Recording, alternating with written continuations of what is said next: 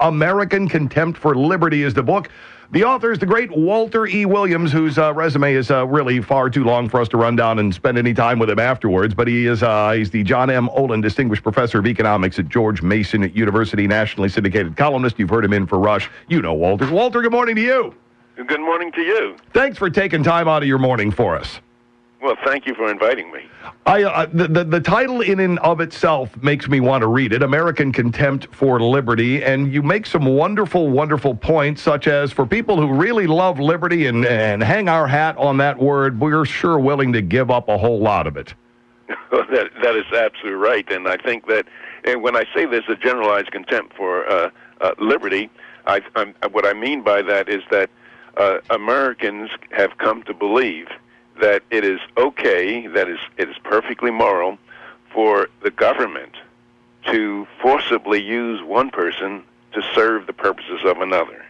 That is, to take the earnings of one person and give it to farmers, to bail out banks, to give it to for food stamps, for welfare, whatever. And Americans believe that it's okay for Congress to do that. And I personally, I think that there's no moral foundation for that kind of activity. I mean, it denies the fact that we own ourselves. That is, if I own myself and you own yourself, well, there's certain things that are moral and certain things are immoral. That is, I am my private property, and so you can't murder me because that violates my private property, or rape, or theft. But most Americans believe that it's okay for the government to engage in activities that if done privately would be considered as theft. And Walter, we've mentioned a number of times on the show, there are some who say, the government should be in the business of helping others or should pay more in taxes and use that money to help those in need. Man, oh man, if your goal is to help those who really need it, that's the job for charity. You give as directly as possible. You want to filter your money through all the government machine in Washington? How much do you think actually gets to the people who need it? But it's not in our Constitution to do that. James Madison is the acknowledged father of the United States Constitution, and so he ought to know what's in it. And so in 1794, Congress appropriated $15,000 to help some French refugees. James Madison stood on the floor of the House irate, and he said, I'm quoting him, "I cannot undertake to lay my finger on that article in the Constitution that authorizes Congress to spend their money of their constituents for the purposes of benevolence." If you look at the federal budget today, 2/3 to 3/4 of it is for the purpose of benevolence. Now, the tragic aspect of all this, and also Madison said that charity is not a legitimate function of the legislature, but the tragedy of all this is that if a president were running today making the same statements that James Madison made, the American people would run him out of town on a rail. Oh, yeah, he's heartless. He doesn't care. Pardon me? No, well, see, I believe in helping our fellow man in need, and I think that helping one's fellow man in need by reaching into your own pockets is praiseworthy and laudable. Helping one's fellow man in need by reaching into somebody else's pockets is worthy of condemnation. There's no more than theft. You've got to be a bit like us, Mr. Williams, when we hear the term, well, we're just going to ask the rich to pay a little bit more. We're going to ask this group to pay a little bit more. It was kind of like when my dad asked me to mow the lawn. Yeah, right. Yeah, you either mow your lawn or get your butt beat. Yeah, take your pick, but one of the two things is going to happen. And that's the same thing. The government does ask you for anything. That is, they tell you to turn it in, or if you don't turn it in, we're going to take your house, and if that's not good enough, we're going to send you to jail. They don't ask you for anything. And for a president to say that, I think it's just plain despicable. Walter Williams is with us. His new book, American Contempt for Liberty. You can find that at Amazon.com. It's available now, and at least right now, a low, low price on the Kindle, if that's the way you want to read your book. So check it out at Amazon, American Contempt for Liberty. You write about Social Security in the book, Walter, and boy, the benefit levels to maintain in the 2030s, you say taxes would have to be at 31% or so. And I saw a piece this week from Harvard, in fact, that said Social Security is in even worse shape than we thought it was. Oh yes, absolutely, and Medicare and Medicaid. Now, the thing is going to happen is that this won't happen until 2030 and 2040, where it will be an utter collapse. Now, but however, politicians, they don't care anything about 2030 or 2040. They are running based on 2016, and so they don't want to turn off all the Americans who are receiving Social Security to try to save our nation and to try to prevent economic collapse in the future, because that's what politicians and Social Security recipients, they don't care anything about 2030 or 2040 because they're going to be dead.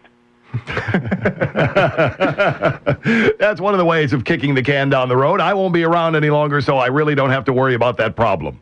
Oh, that's right, and that's what they'll communicate the same message. They won't do it as directly as I am. They'll communicate that same message to their political representatives. And see, this is one of the keys that many of us misunderstand. A lot of us will blame politicians for our problems. And yes, we can blame them a tiny bit, but the bulk of the blame lies with the American people, because politicians are doing precisely what the American people elect them to office do.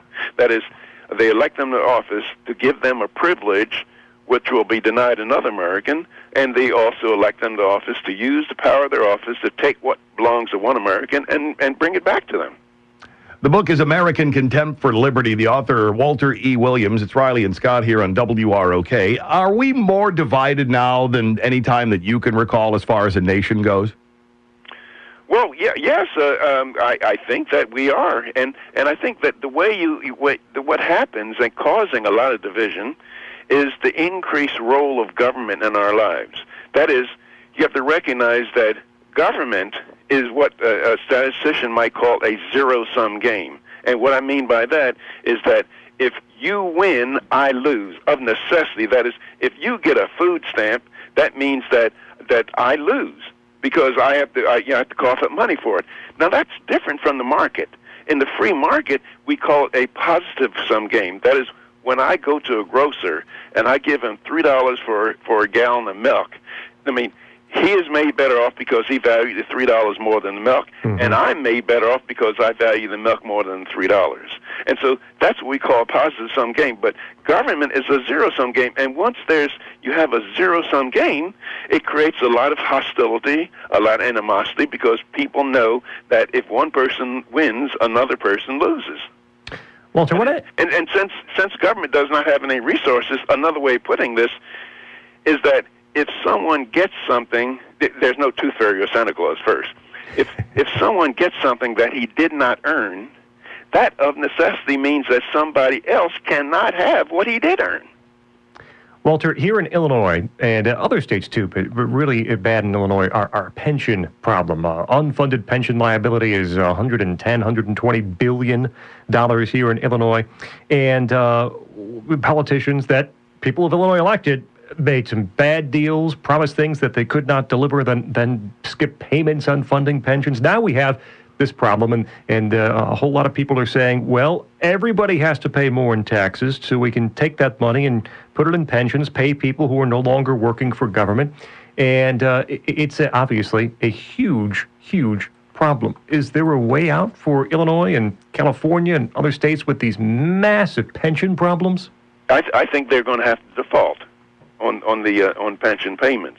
And see, this is the crookedness of politicians. This is the crookedness of mayors in various cities, whereby they'll tell the public employee unions and negotiating with them, they'll say, look, we can't give you a raise because the public will raise hell about it. We can't give you as big a raise.